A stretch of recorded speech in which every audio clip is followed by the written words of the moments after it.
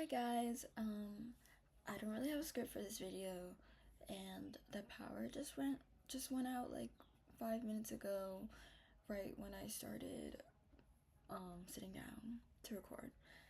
So that's cool. We'll just use natural lighting, I guess. But I just kind of wanted to sit down and talk because sometimes writing in my journal, it's not enough. So,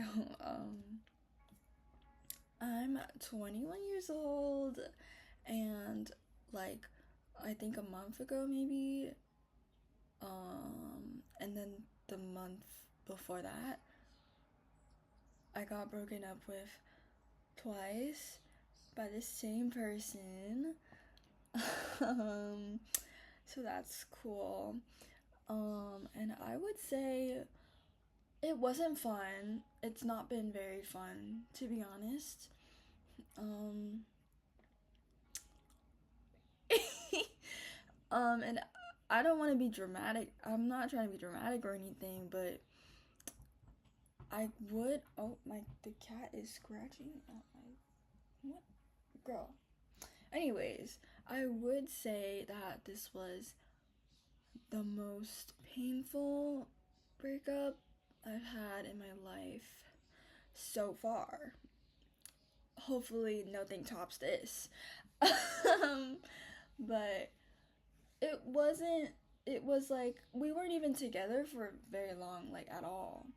But it was just because it had been a while since I let a man in like that, like emotionally. Um, because from previous experiences, I had like a lot of mm, like a lot of with avoidance with men, and like keeping them at a distance all the time because I just didn't. It wasn't. I just wasn't feeling the vibes. But with this person, I really did. I really liked him. Sometimes I hate to say that, but I did. Um, and I was fully committed. Like, I was fully committed to a serious long-term relationship, and I thought it was made to seem like, to me, maybe he was being truthful, but I thought we had a mutual intention to do that, to be in like to work towards a serious relationship. But things didn't work out. He decided that basically he couldn't handle the um the difficulties of being in a relationship. I don't like it, and hold on. It was just, it was very devastating to me because when I picture life with someone, I am locked into that. Like, I am committed and I'm very loyal. So like I'm like, and the breakup was kind of unexpected for me, at least. Like, maybe like if I look back, then yeah, I can see signs where I should have just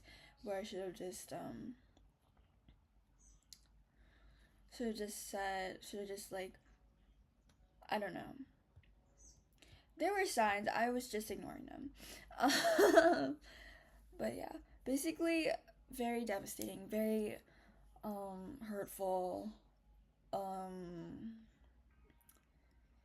and to open my heart for the first time in a while, to open my heart to loving someone, and to feel like I was being loved, and then for the person to turn around and say, actually, I am choosing to walk away. again for the second time after I let after I let them in, um, after the first time they broke up with me. It does something to one's brain, like my brain chemistry, um so how I got through that, girl, I don't know. I'm not gonna lie. And I'm still going through it. But the first week, no, the first few days after that, it was just pure rage and anger. And it was just this very intense feeling of injustice. Like, it was just a lot of anger. And for me, anger, I've been trying to, like, destigmatize anger in my mind. Like, I think before I would try to tell myself to not be so angry, like, to not really let it bother me so much. But if I'm having a reaction to something like this, I try to just let myself do that. So, during this time, anger for me, I tried to be a lot more self compassionate than I would have before, because, of course, anger is understandable in this situation. And to me, anger is also like an act of self love, like, because you know that you, you know, your anger is you telling yourself that you deserve better, like you didn't deserve that kind of hurt and that kind of sense of like betrayal or that treatment from someone. um so during that, I was writing a lot, and I wasn't necessarily journaling per se. I was just writing, like, because obviously I'm not gonna talk to that person. So, oh, my mom's texting. Obviously I'm not gonna talk to that person and like fucking cuss them out or whatever.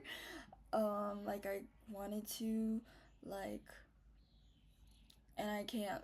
It's frustrating because I couldn't do anything at all in this situation um, except for being there with myself and like taking care of myself in that really emotional time. So, what was I saying? Yeah, a lot of writing like to that person. It's like I'm writing my journal, but I'm writing all the things I want to say, and all of my thoughts, all of my very angry thoughts. Um, yeah, I also did a lot of crying, a lot of that. And I gave myself like 2 or 3 days of literally just being in bed because I really could not do anything else except for be in bed and get food when I was hungry. And normally I don't like to, like, of course I don't want to like slump in bed all day, but I knew I needed it. Um, my body was still processing what happened. So yeah, like, and it's honestly like, what can you really do in that situation where you're heartbroken and you can't really like change the situation at all? Like, all you can really do is um just take a listen to yourself and what you need. And I really just needed to lay down the whole day. And then at some point, and also like talking to people, like I talked to a lot of people about what happened, and I shared some of, I'm still not very good at like being very open with my emotions with my friends, like, because sometimes I feel like I'm being annoying and a burden, and that's something I'm still working on. But just like being honest with people you're talking to, like about how you're feeling, and like talking through what happened. I feel like I talked about what happened like many times with different people, and it does kind of help with like processing, and like you feel support. It does really help to feel support from other people, especially when you are getting that hit to your self-esteem from, you know, getting left. um, so, yeah. And then at some point, I think I started feeling like maybe it's time to get up and try to do something. So, honestly, I don't even remember any, like, that much from that first week. Like, it was just, there were a lot of, times where I would come home and then I would sit on the floor, and I couldn't do anything else. Like, it just feels like, it's like when I feel that tension in my body, I know I need to like just let it marinate a little, and then eventually it comes out. Because one time I was sitting on the floor because I was feeling like not great, and then I ended up crying for like 2 hours. That was a really bad breakdown, but I kind of needed that. And to me, crying isn't a bad thing at all. Like, to me, it's a release, and it honestly makes me feel much more in tune with myself, especially if I go through a period of feeling dissociated, feeling tuned out from the world or like reality. Um, yeah. And then after that first week, I guess I honestly wasn't feeling any much better that second week. Um, but I was just getting through. And I started running at the gym because I just had this one night, this one day, I had just had so much anger from the moment I woke up. And I was like, I just need to do something. There has to be something I can do that isn't doing something to that person. So, um, so I was like, I hadn't been to the gym in like so long, but I went to the gym and I ran on that treadmill for like an hour. No, I wasn't running continuously, okay? Like, I was running like 5 minutes at a time. Yeah. That really helped. I have been doing that. I've been continuing to do that. It really does help, especially on those days of like when I'm stuck in my head and I'm stuck in like all the emotions again. And right now it's like, of course it's not as fresh as before, but there are some times, especially at the end of the day, or when I'm feeling overstimulated, um, I'll get really like somber. Like, I'll get emotional, and it's not necessarily like that I miss that person. It's not that, I don't think. And I also want to say, like, when during that breakup, like, it was also hard to process because, in my opinion, in my opinion, he approached it in a very immature way that was very hurtful, and very inconsiderate. And it was at that moment that I saw the person that he was. He was showing me the person that he was, and it was actually very different from who I thought he was. Um, he was very different from how I felt when I was with him. Cause actually most of the time when I was with him, I was very happy to be there. Um, and like at that moment, it just kind of took me aback. Took me aback. Is that the right word? Took me aback. Um, and I think it still makes me sad to think about that. To kind of miss someone who isn't necessarily the person that was actually there.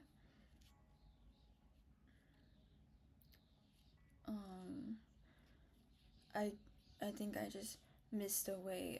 I also missed the way I felt in that, cause genuinely, I felt like capable of falling in love again after a long period of not really feeling anything genuine for someone like that. And I felt like I was able to be like a lover again, because when I was younger, I was a very big lover girl, a very big hopeless romantic. But something happened that beat multiple things happened that beat that out of me. So it was really nice when I was with him feel to feel safe to be romantic again. Like I felt like giving gifts again. I felt like making gifts again. I felt like taking care of that person. Like I I do sometimes miss being in love and having a turnaround so fast like that. Really didn't sit well with me. So sometimes, like when I'm walking home, or I come home from an overstimulating event, it does still get to me, and I am still processing and everything. But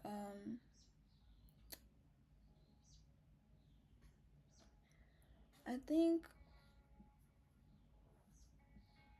even though this was a very not fun, not great experience to have, for the first time in my life, I do feel like I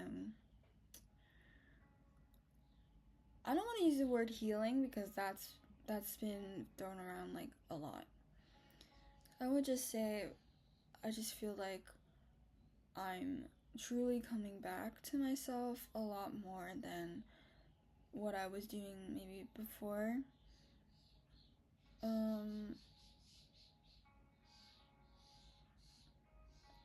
And I think you would think that something like this would kind of extinguish my want to love, and my want to receive love, and like my belief in love in general. Um, but I think this broke me open so much, like during when we were together, and then after it just broke so many like walls in myself, that now, like, even after I got very hurt, like I'm not I don't really feel the need to close back up I actually do enjoy like having my capacity expand for feelings and like for believing in love and like seeing that it is possible for me to love someone and hopefully love someone with more capacity in the future. um but I've been directing that kind of like, how do I say it, like that fullness of emotion, like I've been directing that to myself and to the world around me, I guess. I like to say, I like to think when I'm having like maybe like a day where I feel like really have any plans and I just feel like not so great, I try to say, well, what's the most loving thing that I can do for myself right now?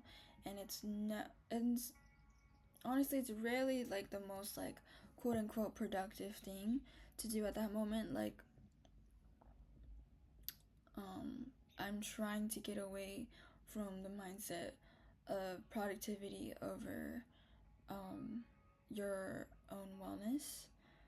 So sometimes the most loving thing for me to do is honestly just taking a nap or letting myself lay down and binge my show without guilt, because before I was already doing that, but in my mind I was constantly fighting myself like, no, I gotta get up, I gotta get up, I gotta get up.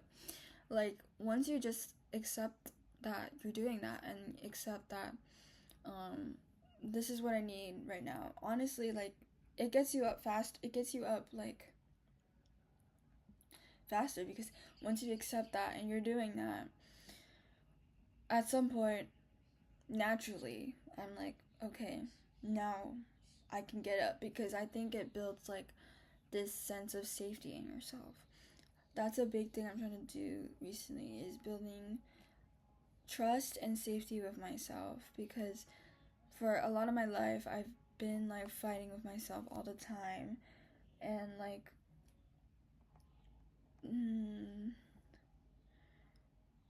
doing everything for like what I'm supposed to want or like what I'm supposed to do and not really listening to what I really need.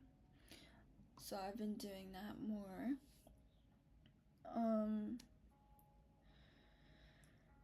And honestly, like these days I'm just trying to get through a day.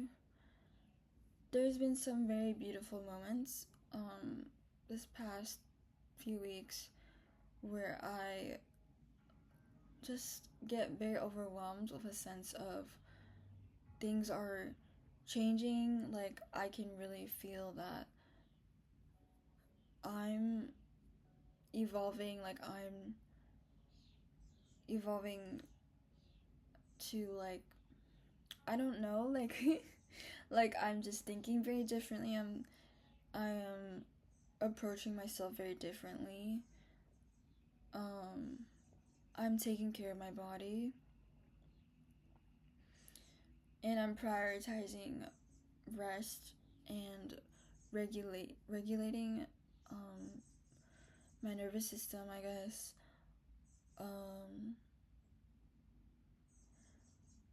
And obviously it's not always perfect at all, actually. I've been trying to work on my doom scrolling. But there's just been a lot of change, and it's not necessarily like physically changing, like not like things are happening in my life kind of change. It's more like my mind is changing, and it's like before I could watch these podcasts and I could watch these videos and I would get these ideas in my head like, yes, you need to listen to yourself, you need to rest, and you need to like nurture yourself. Like I would think yes, that's true, but I wouldn't I wouldn't really be able to integrate it into my really like integrate it into myself, because I still had my foundational beliefs, like my foundational limiting beliefs, because I spent a lot of my life abandoning myself, sabotaging myself, and not really trusting myself, because I mean, that was how I was raised. So I guess this event really just forced me to go truly within myself, and because there was nothing else to do. Like, I literally, there was nothing else I could do about the situation. So I just need to do that. And right now, I feel like I'm in this weird middle transitional stage between my past beliefs. I'm still having fears of like, oh, like what if I get this constant fears, like maybe like every other day, where I'm like, what if I never get what I want, and I am always doomed to be crying. I'm always doomed to be heartbroken. What if no one ever loves me ever, like romantically? Like, I love my friends, they love me, so like I and also that's another thing, is developing my platonic love, like for my friendships. For I think that's been a really integral part of this process, and I'm so grateful and happy that I have people in my life that I really care about, and I just love spending time with them. But what was I saying? Oh yeah, I'm in this middle ground where I'm like I'm like kind of in between, like freaking the fuck out and still reeling from what happened, and still grieving, still angry, still like still wondering why I could be made to feel so unworthy, still wondering why it's so hard to like, still wondering if I'm just difficult to love, if I'm unlovable. That has been a big thing in my life, like feeling unlovable, feeling like I was too much to be with, and too much to handle, that my needs were too much. The breakup obviously like very much triggered that wound that I was actively trying to actively trying to heal, but it definitely triggered that wound and made it inflame. Inflame. But um um but no, like, I do not believe that I'm unlovable anymore. That is not a core belief that I have anymore. But obviously sometimes my body will still communicate that to me, because it's that fear, it's that anxiety. Like, I just get very like, I can get very the sense of doom that I'm gonna be alone forever. I try I try not to. But yeah. And it's between that and this other, like, this feeling that I'm evolving and becoming more of the woman I want to be. And that and I'm becoming like a truly self-loving, oh my god, my neck really hurts, sorry. Like, truly self-loving, and someone who's in tune with themselves and is very much comfortable in their own skin, and and who can sorry and who can go through these very traumatic, difficult things and come out on the other side still intact. Because I mean, it's I've already proven to myself that I can do that. the fact that I'm sitting here right now and not feeling like absolute shit and like low-key not wanting to kill myself at all, like that to me is a big thing. So it's like this like new like th- all these things changing, it is, I feel like it is very good for me, very good for my growth, but it's also very scary. And I think sometimes it scares me so much. It scares me so much that I start like catastrophizing and I start worrying about things not working out. Like, but in those moments, I try to ground myself in what's happening now and what I can do now. Sometimes I really can't think about the next steps or what's in the future. I can't do that because it triggers me into a spiral. And like that's okay because I just come back to here. I I try to come back to what's here now and how I'm breathing, how what I need now. Um yeah. Um I forgot what I was going to say next.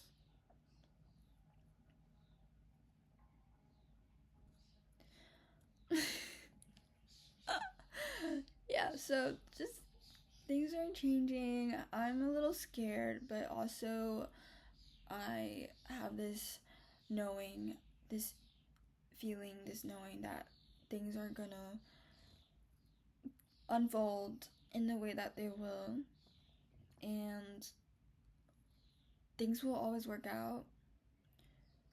Obviously, it's not like not like exactly how I picture it. At this moment, I'm just focused on staying present, honestly, and just making myself feel like more of a person, more and more of a person. Because I, during that whole thing, I felt like nothing. Like I didn't know what I was feeling. There was something going on there. I'm so grateful to be at this point right now. um, and yeah, if you're going through something currently, just know that you're not alone. And um, yeah, um, we'll get through. I think we'll get through it.